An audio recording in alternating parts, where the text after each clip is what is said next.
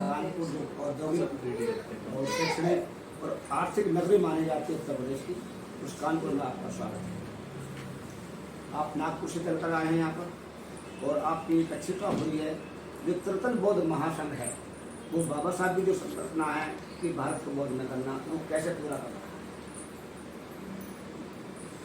मतलब खासकर हमारे जो गुरु है उज्जैन संघर्ष जी, उनका बाबा साहब से परिचय हुआ था धर्मांतर के पहले से। और बाबा साहब का जो एक विजन है, बाबा साहब का जो एक सपना था कि बुद्ध धर्म से समाज में परिवर्तन आ सकता है, उससे बंटी जी बहुत प्रभावित हुए, उनकी जो सोच है। और फिर वे चाहते थे कि यह आंदोलन को मदद करे।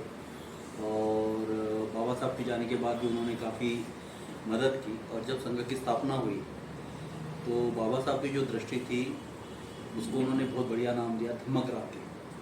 और ये जो आंदोलन है त्रिरत्न बौद्ध महासंघ, वह इस बात के लिए समर्पित थे कि बाबा साहब का जो एक सपना था एक नए समाज की निर्मित का, और ये जो है ये बुद्ध के विचार से हो सकता है।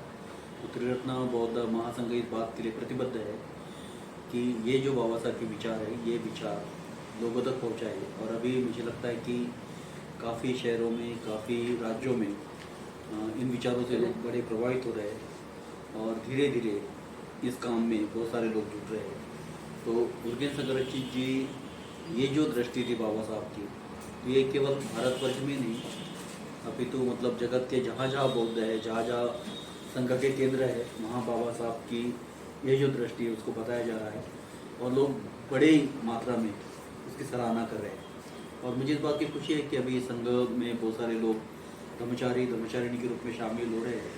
और यही जो मिशन है त्रिरत्न बौद्ध महासंघ का, जैसे संक्षिप्त में मैं कहूँगा कि बुद्ध धर्म के माध्यम से स्वतंत्रता, समता, बंधुता, इन मूल्यों को हम समाज में प्रस्तावित कर सकते हैं।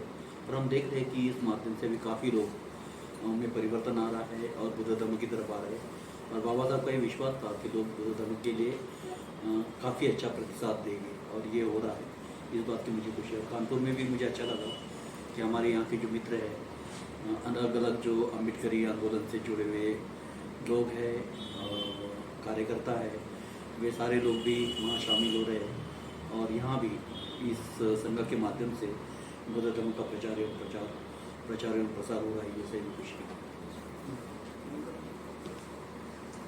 किस प्रकार बाबा साहब के उद्देश्य को पूरा कर रहा है, मतलब किस तरह से क्या प्लान है? मतलब बाबा साहब इस प्रकार से देख रहे थे कि बुद्ध की शिक्षा से समाज में परिवर्तन आ सकता है। और बुद्ध धर्म को एक सोल्यूशन के रूप में हमारे सामने उन्होंने रखा कि अगर सही में हम स्वयं को बदलना चाहते हैं, समाज को बदलना चाहते हैं, कि बुद्ध की शिक्षा हमारे लिए महत्वपूर्ण है। और खासकर बाबा साहब का एक सपना था कि एक नए समाज की निर्मित हो जिसका आधार, जैसे कि पहले मैंने कहा है, स्वतंत्रता, समता, बंधुता हो। तो ये जो मूल्य है ये बुद्ध की महत्वपूर्ण शिक्षा है। तो बुद्ध की शिक्षा अगर आप लोगों तक पहुंचाएंगे तो निश्चित ही उनमें परिवर्तन आएगा। और हमारा एक अनुभव ऐसा है कि जब लोग बुद्ध की शिक्षा के संपर्क में आते हैं तो निश्चित ही उनमें बहुत बड़ा परिवर्तन आता है। और हम देख रहे हैं, जैसे बाबा साहब ने कहा था कि आने वाले युग में लोग बुद्ध की तरफ आएंगे। तो अभी बड़ी मात्रा में बुद्ध में लोग रुचि ले रहे हैं। इसकी मुख्य बात यह है कि बुद्ध हमें इस बारे में शिक्षा देते हैं कि हम अपने जीवन को बेहतर कैसे बना सकते हैं, मनुष्य के रूप में अपना विकास कैसे कर सकते हैं। और साथ ही साथ बुद्ध के जो भी विचार है, शिक्षा है, वह समाज परिवर्तन के लिए कैसे उपयुक्त है। तो संघ क्या करता है कि बाबा साहब ये भली भांति जानते थे कि बुद्ध की शिक्षा महत्वपूर्ण है, लेकिन इस बात को भी वे जानते थे कि इसके लिए हमारे पास प्रशिक्षित लोग होना चाहिए। केवल प्रशिक्षित नहीं, तो जो स्वयं आचरणशील है। तो खासकर त्रिरत्न बौद्ध महासंघ यह महत्वपूर्ण काम करता है कि ऐसे जो लोग बुद्ध धर्म संघ से त्रिरत्न बौद्ध महासंघ के संदर्भ में प्रतिबद्ध होना चाहते हैं, कमिटमेंट करना चाहते हैं, तो उनका प्रशिक्षण चलाते हैं। तो ऐसे जो प्रशिक्षित लोग हैं, धर्मचारिणी और कुछ धर्म मित्र जो सीनियर होते हैं, जेफआर के होते हैं, यानी कि जो शरणगमन करना चाहते हैं, तो ऐसे लोग उनके शहरों में, गाँव में, कस्बों में वे प्रचार का काम करते हैं। तो खासकर संघ इस बात के लिए कटिबद्ध है कि ऐसे प्रशिक्षित लोग निर्माण किए जाए और ये प्रशिक्षित लोग सही मायने में बुद्ध धर्म का प्रचार प्रसार कर सकते हैं। तो संघ के सामने इस प्रकार का मतलब ये है। तो संघ शहरों में भी काम कर रहा है, गाँवों में भी काम कर रहा है और खासकर युवा लोगों में अधिक काम कर रहा है, ताकि एक नई जो जनरेशन है, नई जनरेशन इस काम के लिए तैयार हो जाए, ताकि ये जो हमारा एक आंदोलन है वो आगे बढ़ते रहे। तो इस प्रकार की कुछ चीज़ें चल रही है, लेकिन मुख्य काम यही है, एक तो प्रशिक्षण देना, और जो प्रशिक्षित लोग हैं ऐसे लोग हमें चाहिए कि जो बुद्ध धर्म संघ के प्रचार के लिए स्वयं को झोंक देंगे या उसके लिए कमिट करेंगे। और इस बात की मुझे खुशी है कि ऐसे जो लोग तैयार हो रहे हैं वो सही में बुद्ध धर्म के प्रचार प्रसार में लगेंगे। तो आप जो संघ जो है किस चीज़ का प्रशिक्षण देता है? तो जैसे तैयार करने के लिए प्रशिक्षण क्या दिया जाता है? अभी जैसे मैंने कहा कि हम बुद्ध धर्म की अगर बात करें तो बाबा साहब ने पहले ही इस बात को स्पष्ट किया कि बुद्ध धर्म को सीखना पड़ता है। भले ही हम बौद्ध बन गए तो हमें सीखना पड़ता है कि बुद्ध धर्म की क्या शिक्षा है। और मुझे लगता है कि बहुत ही सिस्टमैटिक, बड़े सुचारू ढंग से यहाँ ऐसे कुछ अभ्यासक्रम बनाए गए हैं। तो जैसे मानो जो बिल्कुल शुरुआत करते हैं, नए लोग होते हैं, तो उनको बुद्धिज़्म की बेसिक कॉन्सेप्ट पहले समझना है कि बुद्ध क्या बताना चाहते हैं। तो उसका एक अभ्यासक्रम है। वो अभ्यासक्रम करते हुए जब लोगों को लगता है कि ये तो सही में अच्छा है, यहाँ हम सही में कुछ सीख सकते हैं, और फिर अगर वो इच्छा जाहिर करते हैं कि हम संघ में अधिक प्रशिक्षण लेना चाहते हैं, तो वो धम्म मित्र बनते हैं। अगर मानो 6 महीने तक किसी केंद्र में आ रहे हैं, कुछ धम्म सीख रहे हैं और उन्होंने इच्छा जाहिर की कि मैं सीखना चाहता हूँ और आगे, बस केवल 3 बातें हम देखते हैं कि वे अपने आप को बौद्ध मानते हैं क्या, पंचशील का आचरण करने की कोशिश करते हैं क्या, और ये विश्वास है क्या कि संघ के इस प्रशिक्षण से मैं मेरा विकास कर सकता हूँ। तो फिर ऐसे लोग मित्र बनते हैं और फिर मित्र के लिए एक अभ्यासक्रम होता है जो थोड़ा सा बिगिनर से तो ऊपर है। मुख्य इस बात पर हम अधिक बल देते हैं कि आचरण प्रैक्टिस में कैसे लाए। ये केवल जानकारी नहीं है, ये ऐसे कोई सर्टिफिकेट कोर्स या ऐसा नहीं है। यहाँ महत्वपूर्ण बात है कि बुद्ध की शिक्षा को हम किस प्रकार से आचरण में ला रहे हैं, तो वो प्रशिक्षण उनका बाद में चलता है। और फिर कुछ लोगों को लगता है कि इस संघ में ही हम शामिल होना चाहते हैं, तो संघ सभी के लिए खुला है। फिर वो कोई भी हो, गरीब हो, अमीर हो, किसी भी जाति धर्म का हो, किसी भी राष्ट्र का हो, तो सारे लोगों के लिए खुला है। बस एक ही बात है कि उनको एक प्रशिक्षण से गुजरना पड़ता है। तो जो धर्मचारिणी बनना चाहते हैं तो उनके लिए एक अभ्यासक्रम हमने बनाया है, और वो अभ्यासक्रम ऐसा नहीं कि वो पूरा हो गया या नहीं हो गया। हम ये देखना चाहते हैं कि उस अभ्यास को, उन शिक्षाओं को वो किस प्रकार से आचरण में लाते हैं, और फिर इस प्रकार का अगर ट्रेनिंग उनका हो गया तो फिर आगे चल के वे धर्मचारी बनते हैं। तो उनका ट्रेनिंग पूरा करने के लिए एक भारत में एक सेंट्रल टीम है, तो उसको हम ऑर्डिनेशन टीम कहते हैं।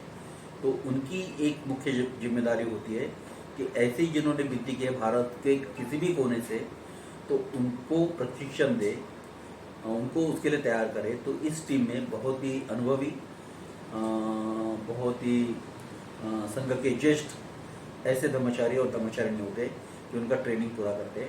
पुरुषों का ट्रेनिंग पुरुष लोग पूरा करते हैं और महिलाओं का ट्रेनिंग महिला पूरी करती है। तो ऐसे 2 टीम काम करती है संघ में। आपने एक सब कहा GFR क्या होता है? मतलब ये एक शॉर्ट फॉर्म है। GFR मतलब गोइंग फॉर रेफ्यूजी इंग्लिश में कहते हैं, जिसको बुद्ध धर्म की भाषा में शरण गमन कहते हैं। तो जब कोई व्यक्ति बुद्ध धर्म संघ की तरफ आता है, बुद्ध को अपनाता है, धर्म को अपनाता है, संघ को अपनाता है, तो उसको हम कहते हैं कि उसने शरण गमन किया। शरण का मतलब होता है कि इन मूल्यों को, इन रत्नों को उन्होंने अपने जीवन में स्वीकारा है। गमन का मतलब होता है जाना, तो उसकी तरफ वो जाना चाहते हैं। तो इस प्रकार से जो जाना चाहते हैं तो उसको हम कहते हैं कि वो शरणगमन करना चाहते हैं, और शॉर्ट फॉर्म में उसको GFR करते हैं कि जो इस संघ में शरणगमन करना चाहते हैं धर्मचारिणी के रूप में, तो उनको हम GFR के मित्र कहते हैं। GFR में ट्रेनिंग ले रहे हैं, ऐसा कहते हैं। आपने बताया कि हम बुद्ध की जो शिक्षाएं हैं उनकी ट्रेनिंग लेते हैं, तो बुद्ध की एक बहुत ही अनमोल शिक्षा है ध्यान साधना।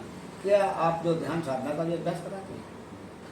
अभी जैसे देखा जाए तो जब हम कहते हैं कि ट्रेनिंग, और अब जैसे हम धम्म की ट्रेनिंग कर रहे हैं, तो बहुत ही मतलब एक सिस्टमेटिक ट्रेनिंग हमारे सामने रहती है, जिस ट्रेनिंग को हम प्रशिक्षण की 5 पद्धतियाँ कहते हैं। तो उसमें एक बड़ी महत्वपूर्ण हम बात मानते हैं कि मनुष्य में परिवर्तन आ सकता है, ये बड़ा विश्वास हमें है।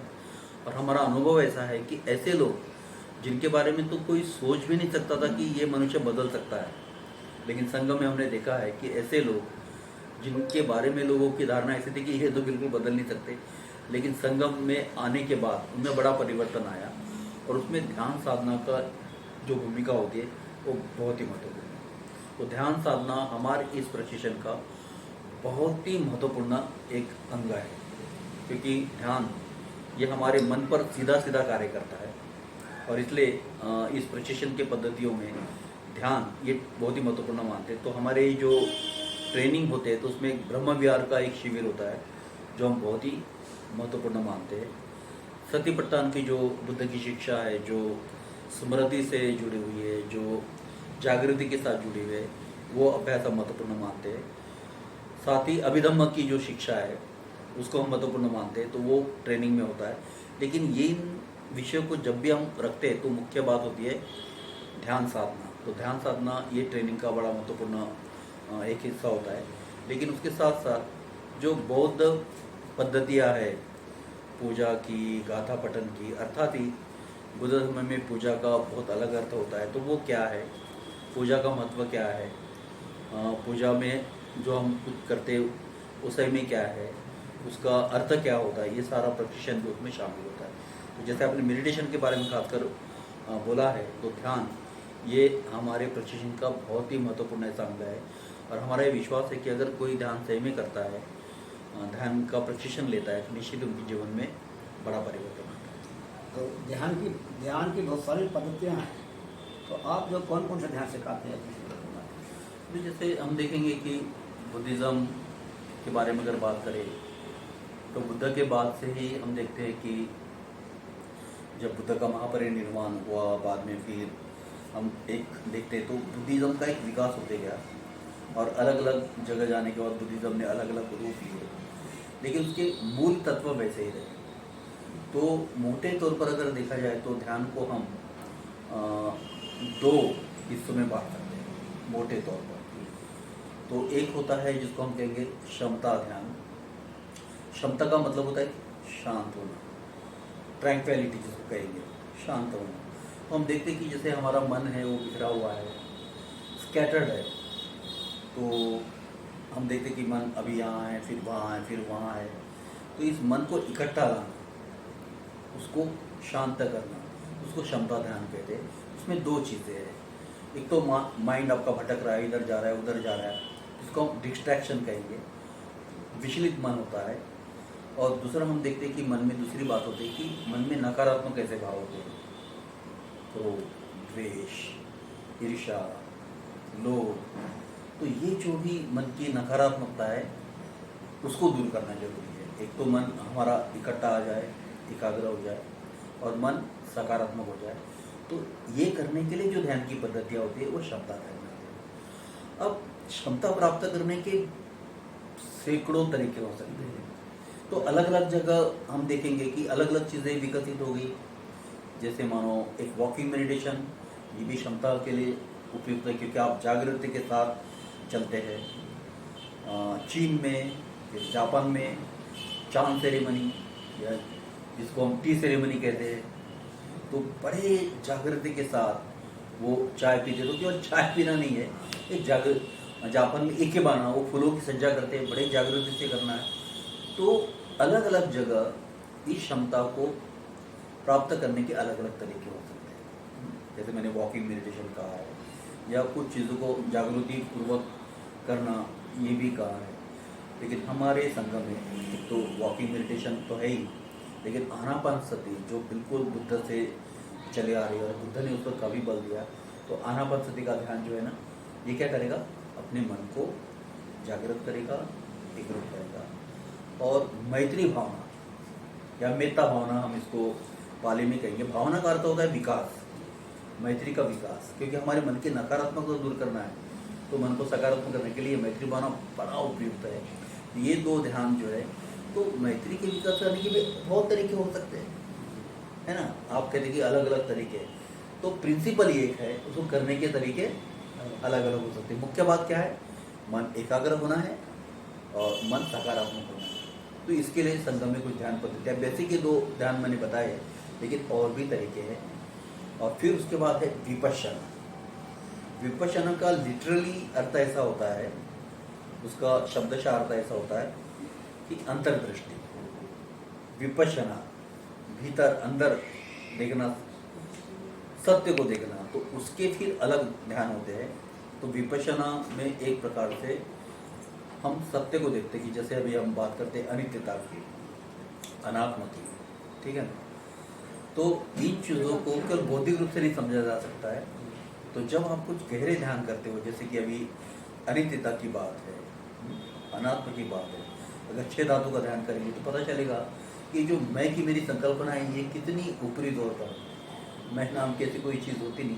तो ऐसे गहरे ध्यान जब हम करेंगे तो उससे हम विपश्यना की तरफ बढ़ते हैं कि हम सत्य को प्राप्त करते हैं। और ऐसा कहते हैं कि क्षमता अगर आपकी स्ट्रांग है तो ये फाउंडेशन के समान है, नींव के समान है। तो नींव जितनी मजबूत होगी उसके बाद बिल्डिंग, इमारत आपकी अच्छी खड़ी होती है।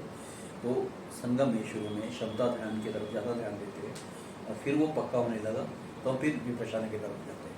तो जो ध्यान साधनाएं आपको सत्य की तरफ ले जाती है, आप इंसाइट जिसको हम लोग कहते हैं, अंतर्दृष्टि जिसको कहते हैं, उसके तरफ ले जाते हैं, तो वो ध्यान साधनाएं विपश्यना। तो वो करने के भी बहुत तरीके हो सकते हैं। अभी आप साहित्य में पढ़ सकते हैं कि अशुभ का कुछ ध्यान करते ये करते, हम कहते हैं कि उतना अभी करने की जरूरत नहीं है, तो 6 धातु का ध्यान। लेकिन हम शुरू में 6 धातु का भी ध्यान नहीं पढ़ाते लोगों को, हम कहते कोई बात नहीं, आप केवल 3 लक्षण पर चिंतन कीजिए। चिंतन करना भी एक ध्यान की प्रक्रिया है। जैसे हम शुद्ध में प्रज्ञा कहते हैं और चिंतन में प्रज्ञा, तो वहाँ भी चिंतन भी एक प्रकार से एक ध्यान की प्रक्रिया होती है। तो चिंतन करना भी महत्वपूर्ण बात होती है। तो विपश्यना और क्षमता ये मोटे तौर पर हम लोग कर सकते हैं, और इसको प्राप्त करने के लोगों के बहुत सारे तरीके हो सकते हैं। लेकिन संगम में खासकर आनापानसति मैत्री भावना क्षमता ध्यान के रूप में है, और जिसको हम 6 धातु का ध्यान कहते हैं या 12 निदान का ध्यान कहते हैं। ऊर्ध्वगामी चक्राकार मार्ग है जो सकारात्मक में और नकारात्मक भी है, तो उनके ध्यान करते हैं। तो ये ध्यान हमें विपश्यना पर ले जाते हैं। आप पूरे देश में काम कर रहे हैं, बाबा साहब की मिशन को आगे बढ़ाने में काम कर रहे हैं। तो ये देश जो है अनेक जाति धर्म जातियों का है, तो आप कुछ कठिनाइयाँ भी आती होंगी, क्या क्या कठिनाइयाँ आती हैं आपकी? मतलब कठिनाइयाँ तो आती है, क्योंकि इस देश में अभी भी बड़ा दुख होता है कि बुद्ध को समझ नहीं पाए।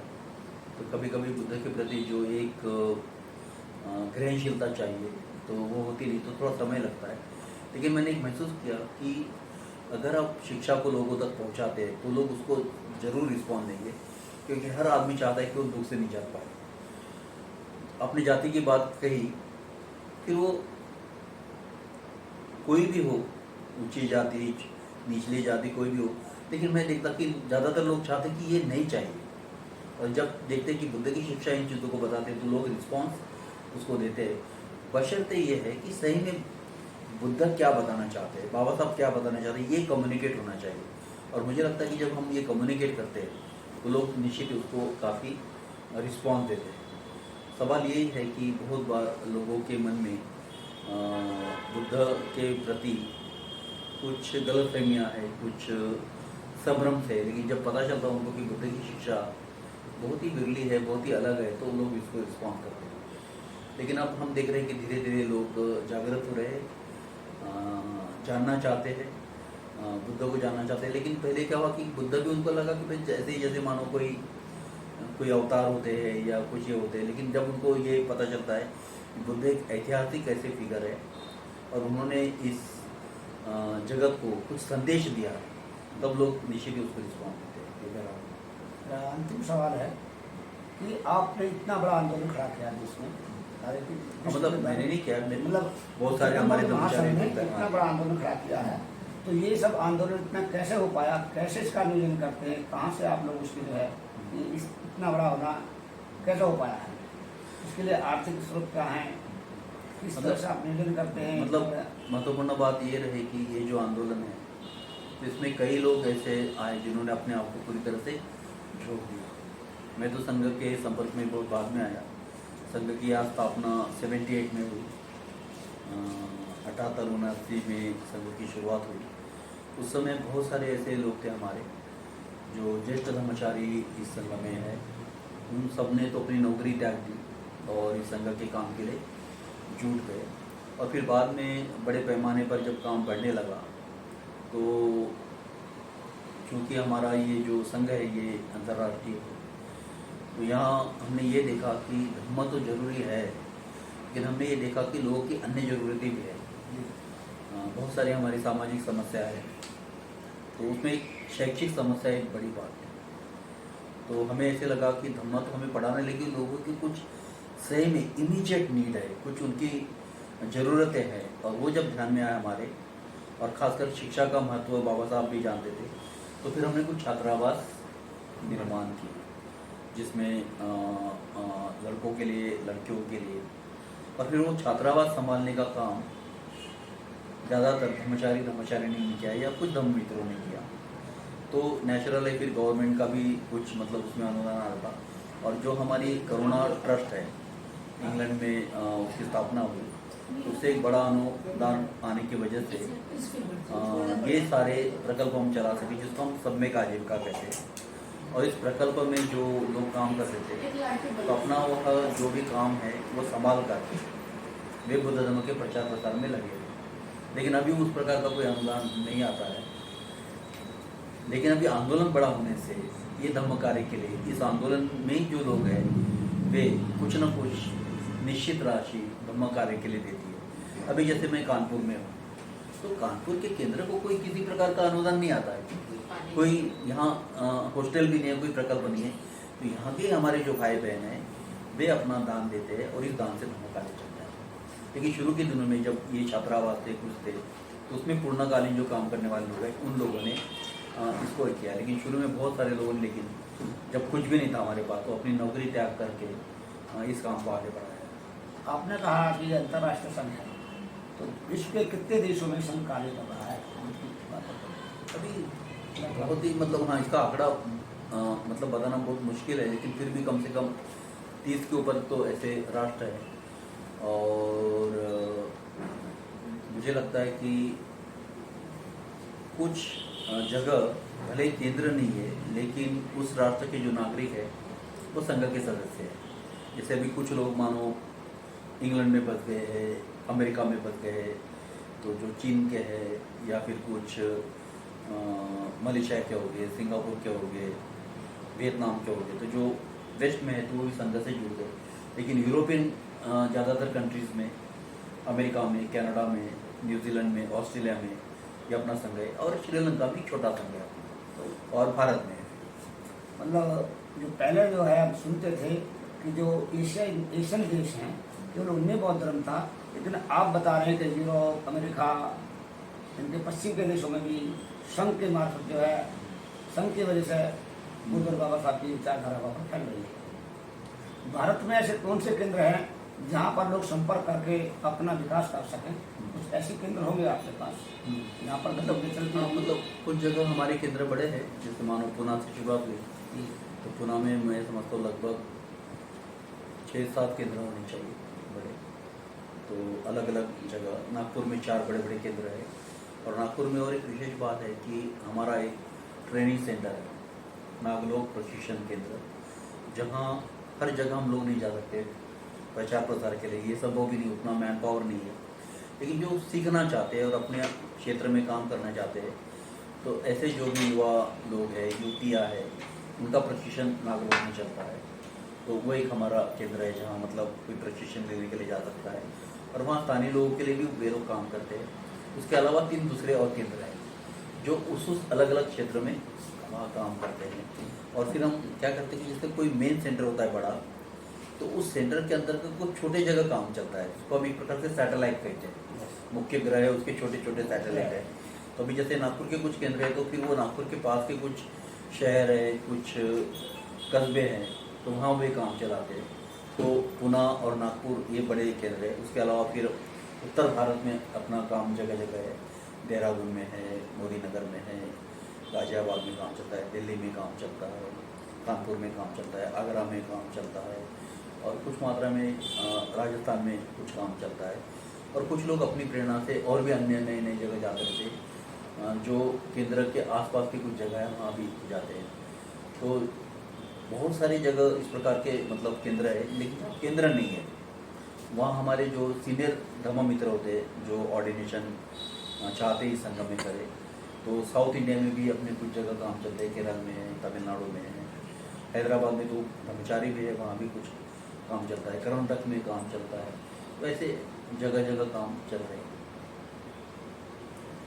तो जो बाबा साहब का सपना था, एक संकल्पना थी कि भारत को बौद्ध में करना, लगता है कि त्रितन बौद्ध महासंघ की जो गतिविधियां हैं, जो लोगों को ट्रेनिंग दे रहे हैं, जो उनको आचरण सिखा रहे हैं, जो उनको ध्यान सिखा रहे हैं, तो वो निकट भविष्य में पूरा होगा ऐसा लगता है। हाँ, मतलब जैसे बाबा साहब ने कहा कि भारत बौद्ध में, तो मतलब सारे लोग बौद्ध बनेंगे ये मुझे नहीं मालूम, लेकिन एक बात जरूर है कि अगर बुद्ध की शिक्षा बहुत ही अद्भुत है, बहुत ही अलौकिक है, अनुभव है, तो ये शिक्षा जब लोगों तक जाएंगे तो लोग बुद्ध को अप्रिशिएट करेंगे, इनके मूल्यों को अप्रिशिएट करेंगे। अगर ऐसा भी होता है तो मैं समझूंगा कि भारत बौद्ध में हो गया, और अभी ऐसा हो रहा है। धन्यवाद, आपका बहुत बहुत साधुवाद। जय भीम। जय भीम।